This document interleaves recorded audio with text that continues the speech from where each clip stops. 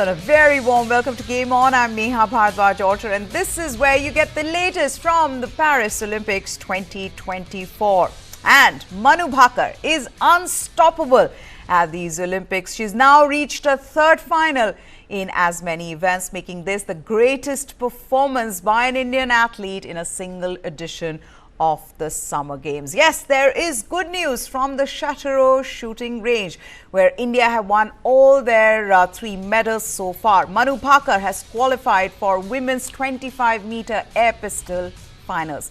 She finished second in the qualification and made it to the title round of her third successive event.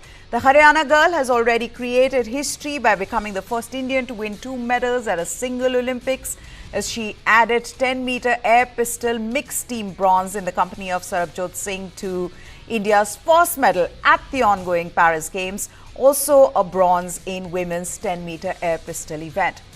Tomorrow, she will be gunning for a hat-trick of medals, going for the third in her favourite 25-meter air pistol finals. Manu, aiming for a hat-trick of Olympic medals here, came up with a superb performance in the qualification round. She shot an amazing 294 in the precision round and was even more menacing in the rapid round to score 296 for an aggregate of 590. She's just 2 points behind leader Veronica Major of Hungary, who shot an aggregate of 592, equaling the Olympic record.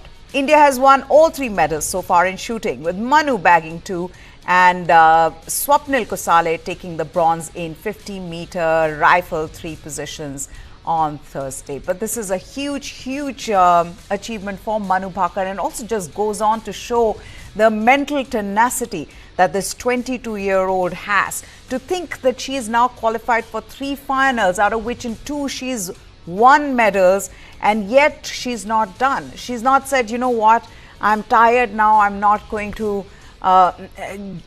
really give it my best in this one, I'm done. No, she has decided that she's going to fight it out at the very end and possibly get another medal. And the good thing about this is that she's actually very good at this event. So 1 o'clock tomorrow is when she will be competing in the finals, and we'll be here in the studios live getting you all the results. Now, from Manu Bhaker to PV Sindhu. PV Sindhu's hopes of winning a third Olympic medal were shattered as the Indian flag bearer at the Paris Olympic Games made a shock exit.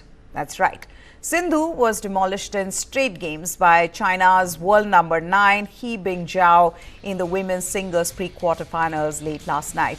The 29-year-old from Hyderabad was outpaced 21-19, 21-14 by Bingjiao in 56 minutes. It was a rematch of the Tokyo Olympic bronze medal playoff. Sindhu, who won the silver and bronze medal at the Rio de Janeiro and the Tokyo editions respectively, had topped the group to qualify for the knockout stage in Paris. Bingjiao produced an attacking masterclass and did not allow Sindhu to play her best game. The Chinese girl was always dictating the rallies, keeping the mid-court shuttles down. She was faster and fitter and also had the left-handers' advantage. Sindhu has rarely fared well against left-handers, and in fact the Indian wasn't allowed to play at a high pace to counter the attack. And after an intense opening game, she faded into oblivion as Bingjiao exacted revenge for the Tokyo defeat. In the opening game, He Bingjiao was 5-1 up as Sindhu committed some defensive errors and faltered in execution. The Chinese used flat pushes and tried to keep her back. Sindhu erred as her deep returns went wide and long. Soon it was 8-3 in the favour of the Chinese. Sindhu's short lifts were punished by Bingjiao, who produced some sensational shots from the forehand corner. Sindhu then made it 17-18 before Bingjiao unleashed a body smash. It was then Sindhu's turn to produce a smash, and it was 19-all. He Bingjiao produced a precise on-the-line return to grab 1 game point. He Bingjiao then sealed a long rally with a forehand jump smash to let out a roar. After the change of sides, it was a Chinese girl. She continued to mount her attack while Sindhu's length was a bit off as the Chinese quickly moved to a 6-2 lead. He Bingzhou showed better anticipation and was also alert at the net as she grabbed 2 more points. Sindhu reeled off 3 points, but He Bingzhou kept the pressure on Sindhu with 2 more jump smashes to take an 11-5 advantage in the interval after the Indian found the net. Sindhu continued to struggle with her execution as Bingzhou dominated the rallies with her aggressive display to quickly move to 14-8. A forehand cross-court and a flat drive from Sindhu kept her hopes alive, but it proved too late as Bingzhou moved to 18-11 after the Indian went wide again. The Chinese grabbed 7 match points and converted in the second opportunity after Sindhu went long again. Sindhu confessed she was not able to control the game. And this is what she said, and I quote, "I should have controlled in terms of a little bit of mistakes on my defense is what I felt. Everybody worked hard. So we've done whatever we could. Rest is destiny. I don't regret it. It's still 4 years away. So for me right now, I just go back, rest for a bit, maybe just take some break and then come back. Let's see what it is, because 4 years is a very, very long time. So let's see. It's sad. The result, I couldn't get what I expected, but it's a journey, isn't it? It's been a wonderful journey so far. There were ups and downs, and I came back from an injury and everything was going on well. You can't expect easy wins or picking the form at the right time. Sometimes it might not be your day." So PV Sindhu is taking a short break and then getting back to playing the sport that she loves the most. Now, hunting their second straight Olympics medal, India have moved into the Paris Games men's hockey quarterfinals as the number 2 team from Group B. In their last pool match, India beat Australia 3-2. And they play England in the quarterfinals. Will be a rematch of the Tokyo Olympic Games where India have won the bronze medal. India had already qualified for the quarterfinals from Group B along with Belgium, to whom they'd lost 1-2 yesterday. In their earlier matches, India defeated New Zealand 3-2 before drawing 1-1 against Argentina and defeating Ireland 2-0. Skipper Harmanpreet Singh struck a brace en route his 6th goal of the tournament, while Abhishek gave India the lead in the 12th minute. Australia's goals were scored by Tom Craig in the 25th minute and Blake Covers in the 55th. Veteran India goalkeeper P.R. Shajesh, playing his last international tournament, was spectacular under the bar, making numerous saves to keep his side's lead intact. For record, it is India's first win over Australia at the Olympics since the 1972 edition in Munich. So huge victory for India. Yes, it was a group game, but beating Australia is always tough, especially on a stage like the Olympics. I mean, there's a reason why India have never been able to beat Australia since 1972, but to do it on this grand stage is a huge moment for them and a big boost to their confidence. As the Indian men's hockey team is chasing their second successive Olympic medal, social media content creator and music producer Yash Raj Mukhate extends his support to the men in blue with this beautiful anthem. Listen.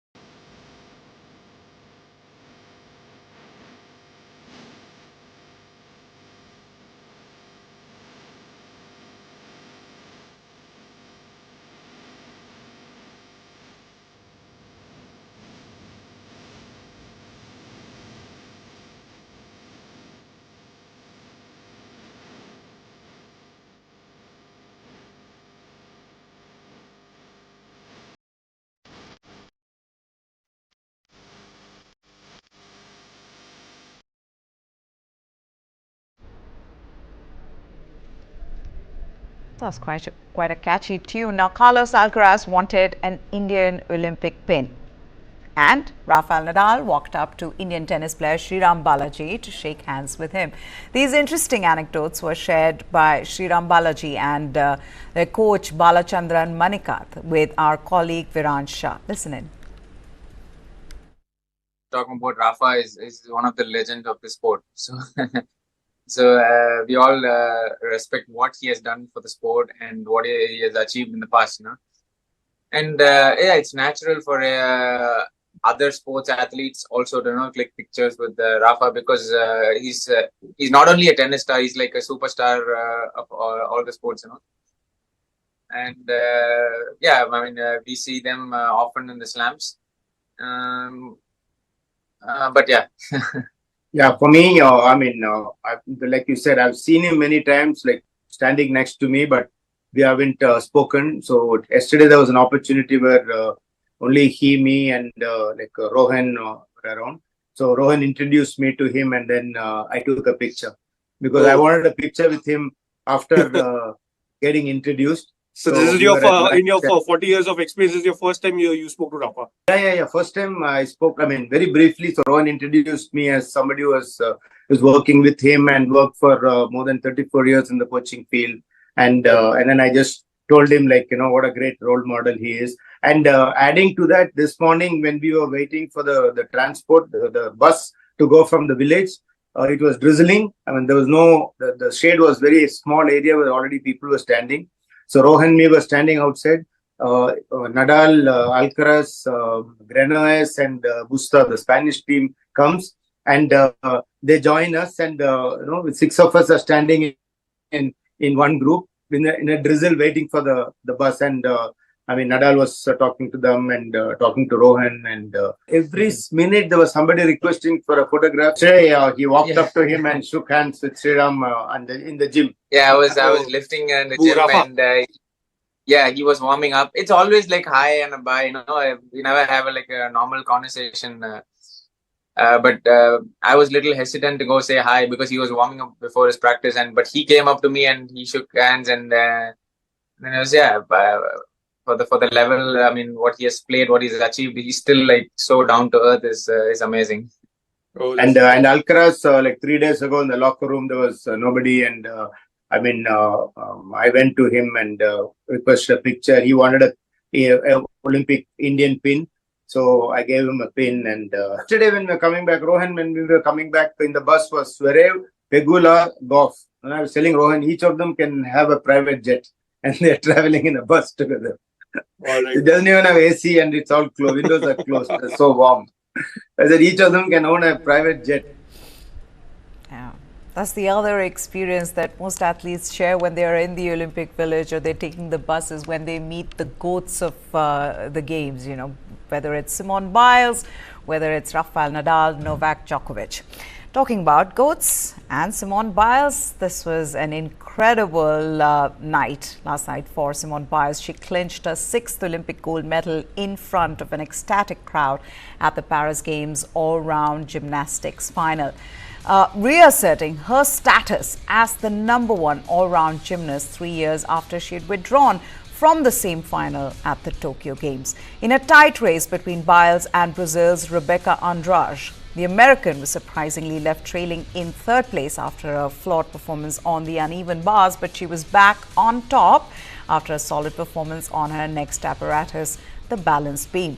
As Biles waited to perform last on the floor, she knew the gold would be hers if she avoided any unexpected slip-ups. She executed an electrifying routine to secure the gold with a total of 59.131 points, just 1.199 points ahead of her Brazilian rival. Andrade earned a second successive silver in the competition, where each gymnast needs to show off their skills on all 4 women's apparatus.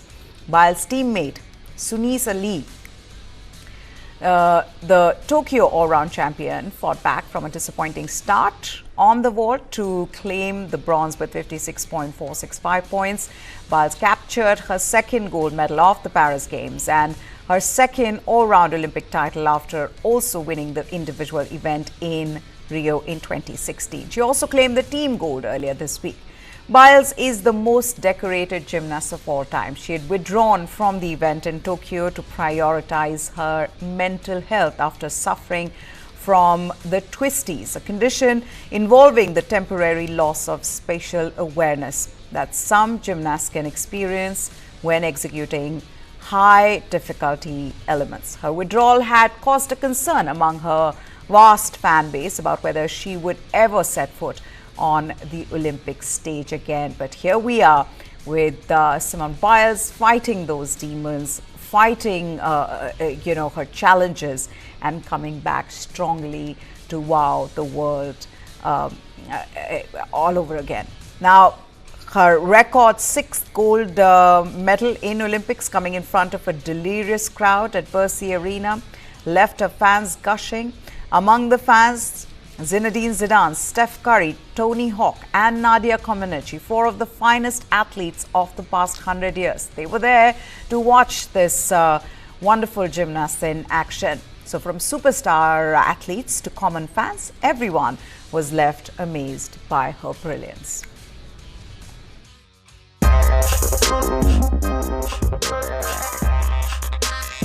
Hi guys, we're behind.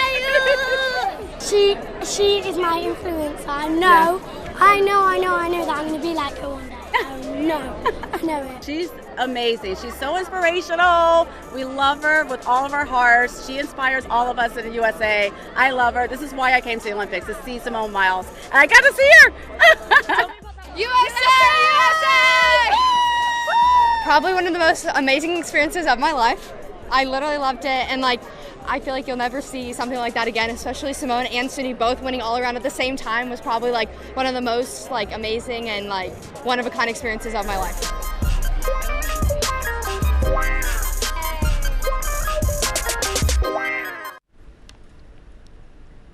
Paris Mayor Anne Hidalgo recognized Ukrainian Olympic athletes' bravery and perseverance by awarding rower Anastasia Kozenkova and diver Oleksiy Serena with the Grand Vermeil Medal, the highest distinction given by the city.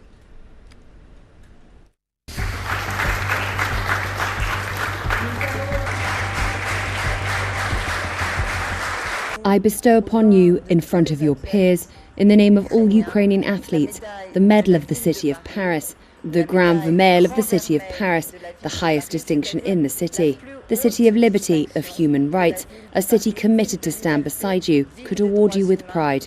With much love, I award you this medal, Anastasia. Avec fierté, avec beaucoup d'amour, je vais vous remettre cette médaille. Chère Anastasia,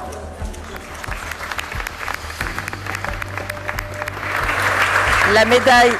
The Grand Vermeil Medal of the City of Paris for you, our Ukrainian hero athletes who are participating in the Olympic Games in Paris and who are making history. Thank you. L'histoire, qui écrivait l'histoire. Merci à vous.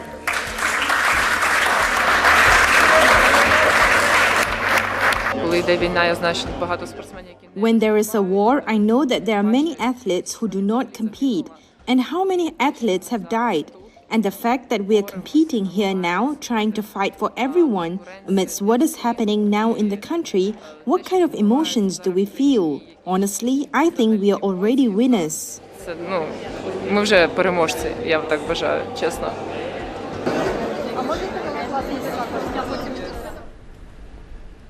What can be bigger for an Olympic athlete than being on the podium? British diver Tom Daley, who clinched the silver medal in the men's synchronized 10-meter platform at the Paris Olympics, shared the inspiration behind his return to the Olympics and his views on the Chinese diving team. I haven't actually seen it, but I know the Last Supper has been depicted in so many different ways over the years. And when you look at a drag queen and then you look at a priest on a Sunday, sometimes they look like they're dressed up as well. So I don't know, everyone has a different, I haven't actually seen it, so I don't really know what I'm talking about. But at the same time, I think, everything about the Olympic opening ceremony to me, from the clips that I've seen, spread joy and spread excitement and spread, creativity and coming together and peace. And I think that's what the Olympics is about. People of all different shapes, sizes, genders, ethnicities, all coming together to be able to compete under the common goal of trying to be the best human being that they possibly can be. And I think that's what should be celebrated here. I think, sport generally is quite heteronormative, and it does like male sports people should be this masculine, like macho figure to be as strong as possible. And I just also think that it's a lot of pressure sometimes to come out as an athlete, because there's already then that expectation of being an activist and speaking out. And some people just want to live their lives. And I think until we can get to a point where people can just come out and just carry on with their sport as normal and not have the expectation and the pressure to be really vocal, I think that's when we might see more people feeling comfortable to come. And it was so special to have the kids there before the competition in warm-up. I saw them in the audience, and I really just, that was when I felt that like emotion. I was like, you know what, no matter what happens in this competition, this is why I came back. This is my gold medal. So I was just so happy with that. Yeah, I've gone from being the youngest on the team in 2008 to now the oldest on the team at 30 years old. And I do think that I have a different perspective on what it means to be an Olympian now. I know that I am more than just a diver. I'm a husband, I'm a father, I'm a friend, I'm a knitter, I'm an activist. There are so many things that I find important in my life that diving becomes one of them and not the only thing. And I think that has allowed me to really be able to enjoy this past year to get to this silver medal. Well, that's it in this edition of The Game On. Hope you enjoyed it. For now, goodbye. Thanks for watching.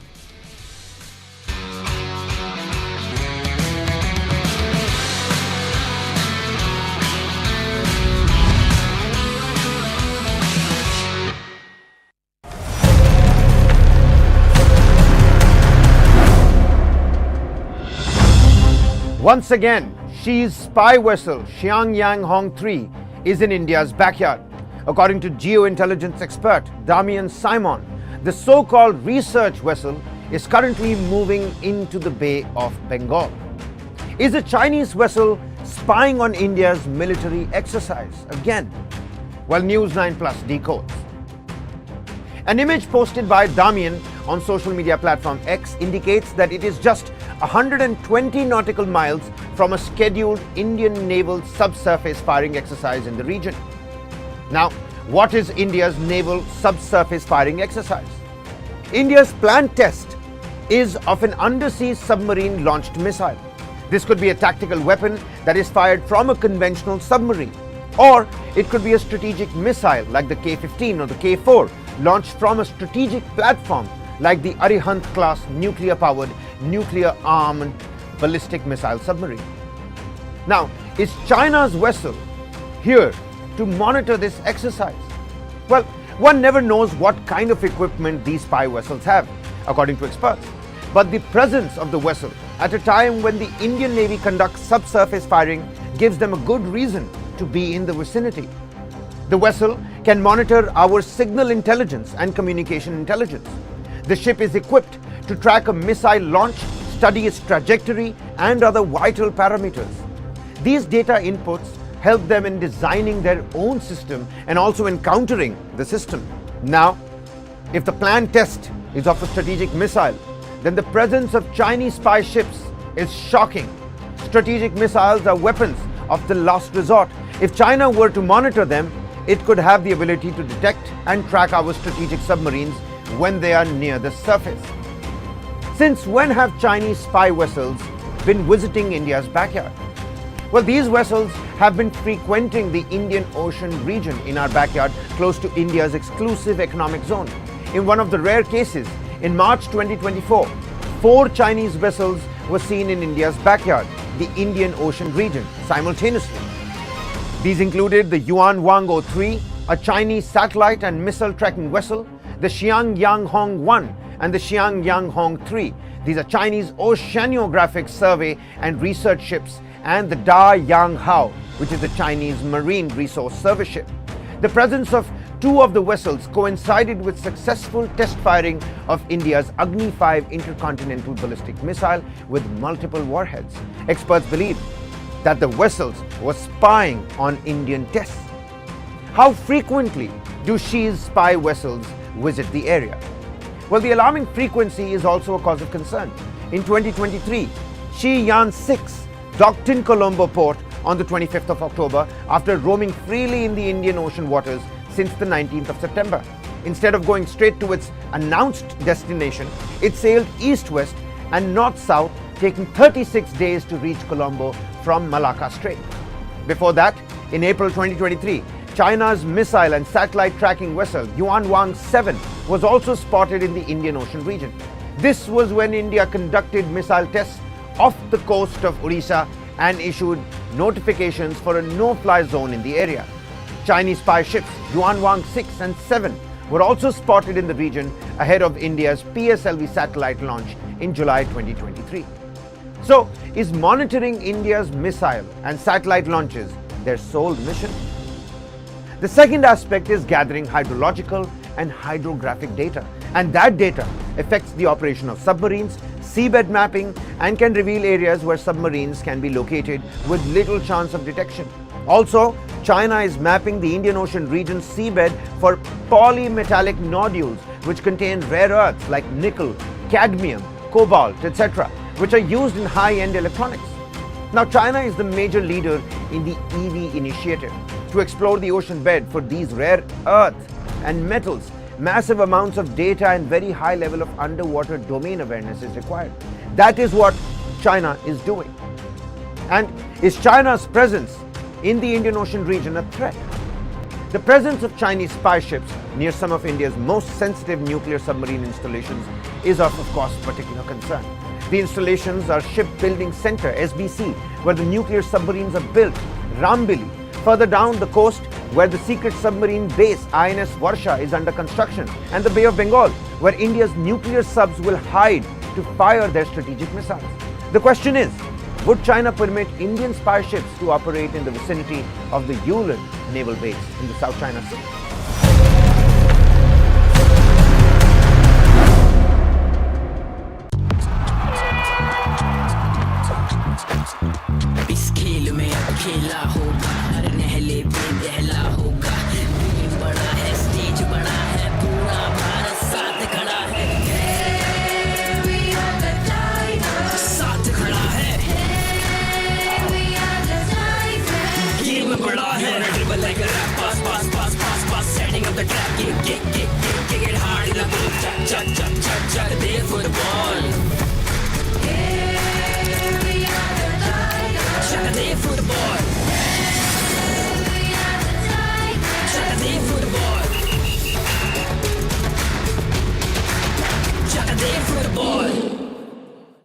Over 20 healthcare trailblazers and leaders, 6 engaging sessions, 6 hours of engrossing conversations, top trending healthcare issues.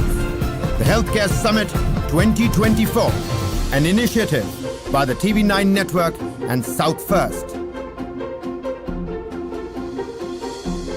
Streaming on 3rd of August, only on News 9. 20,000 people dead and counting. What's happening in the United States of America is unprecedented. You will have to pay for this.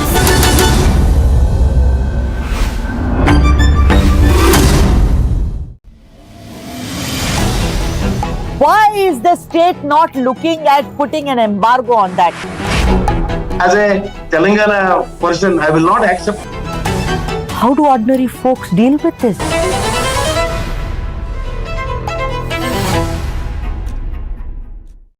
For the very first time in our investigation, we unmasked the killer of Ravindra Matre. In 5G, we have to stand with the world, and in 6G, we have to lead the world. Winning a Grammy was an absolutely surreal experience.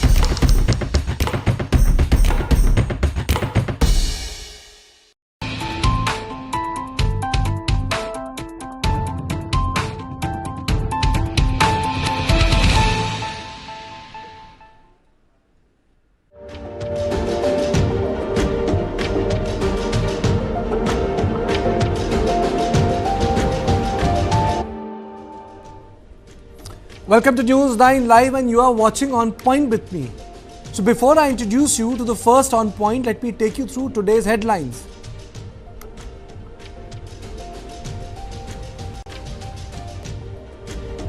Death toll rises to 316 in Wayanad. Rescuers braving rains and challenging terrain search for the 300 still missing. Army rescues 2 men and 2 women from the worst hit zone. Rescue operations are underway also in the hills in North India. 45 people are missing following flash floods. In 3 districts of Himachal Pradesh, Indian Air Force choppers have been deployed to evacuate pilgrims stranded en route to Kedarnath. ED is coming after me next, claims the leader of opposition Rahul Gandhi. He cites insiders in agency. Rahul says he will welcome the officials with open arms.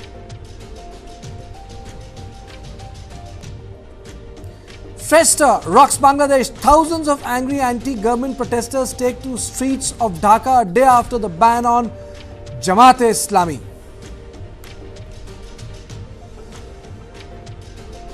No systemic breach of sanctity of the NEET UG 2024 exams, says the Supreme Court as it explains why it did not order a re-NEET. The court asks the National Testing Agency to stop its flip-flop on exams.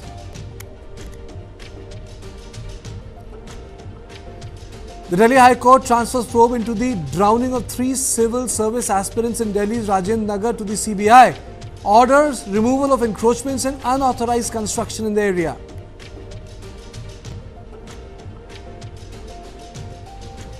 Manu Bhaker stays in the hunt for a hat-trick of Olympic medals. She qualifies for the final of the 25-meter sports pistol event.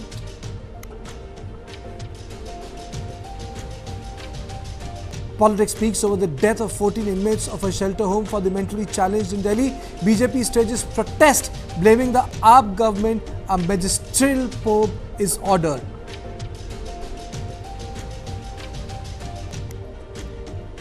And tens of thousands join the funeral ceremonies for the Hamas chief Ismail Haniyeh in Qatar.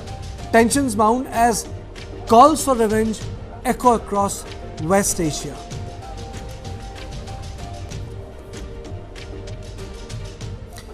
A significant breakthrough was achieved in Manipur as the Meiteis and the Hamar group of the Kuki Zo sealed a peace pact for the Jiribam district. Under the agreement, both groups are committed to restoring normalcy in the district and preventing incidents of arson and shooting. Facilitated by the state government, this agreement between the leaders of the Meitei and Hamar community in Assam aims to end hostilities and establish peace in Jiribam. 3 key resolutions were reached during the meeting. The first was for both sides to make full efforts to bring normalcy and prevent incidents of firing and arson. The second was to cooperate with security forces operating in district. The third was for controlled and coordinated movement. The reconciliation meeting took place on Thursday morning at the CRPF Group Center in Dayapur near Silchar in Assam, Kachas district. Moderated by Jiribam district administration, the 2 sides agreed to meet again after 15th of August. Representatives from the Meitei and Hamar communities of the Jiribam district, along with representatives from other tribal communities such as Paite, Thadu and Mizo, attended the meeting. Although the pact is currently limited to 1 district, government sources hailed it as a major achievement, expressing hope that it could serve as a roadmap for peace negotiations throughout the state. A Meitei group leader emphasized the importance of control movement due to the current tensions, making parts of the district inaccessible. A Hamar leader described these resolutions as initial steps, with further discussions planned to secure more rights for their community. An official acknowledged the beginning of progress despite challenges and appreciated the residents of Jiribam for participating in the meeting. In an interview with me, Manipur Chief Minister Biren Singh had highlighted that the government is engaging in talks with various Kuki subgroups to establish peace. Can there be any basis to start a conversation with the Kuki community now? Because there is a lot of suspicion amongst Meiteis and Kukis in Valley today. So, are you working on some timeline, or is there some beginning which is happening? Kartik, I might be the most disappointed Chief Minister in India, because you know what Manipur were before. before I came as a CM under the Honorable Prime Minister Modi ji, 2017, in Manipur there was fake encounters, thousands of people were killed, burned, blocked. Even the peoples could not travel. Just after 5 p.m., everything were closed, highway blockade, burned. Even the petrol were costing 200 per liter. Just people have to make queue. No, then you see after 17, with the guidance of the Honorable Prime Minister Modi ji and the Amit Shah ji, how Manipur growed. Just I recently joined this Niti Aayog meeting. In the Niti Aayog, Manipur became first, second, third, that kind of development were achieving. And even Miss India, Miss Femina were held in Manipur, Tri-Nation, the International Football Tournament held, G20 were held.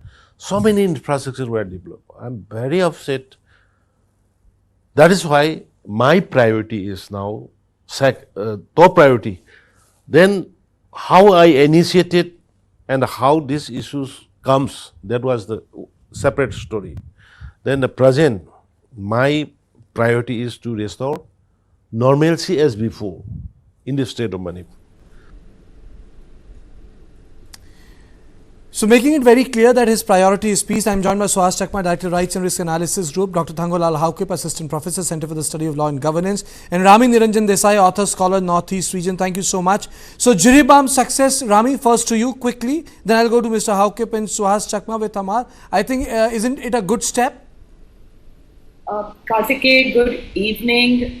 As you know, I've been traveling and I come back and there is so much happening. Delhi's been flooded, Wayanad has happened, so on and so forth. I can just say that this is the best news that I have heard in a really long time, not just in the last 1 week, but in the last 1 year when you have been covering this issue week on end, And I think this is what we were saying right at the beginning, that dialogue is so important, and dialogue is not going to come from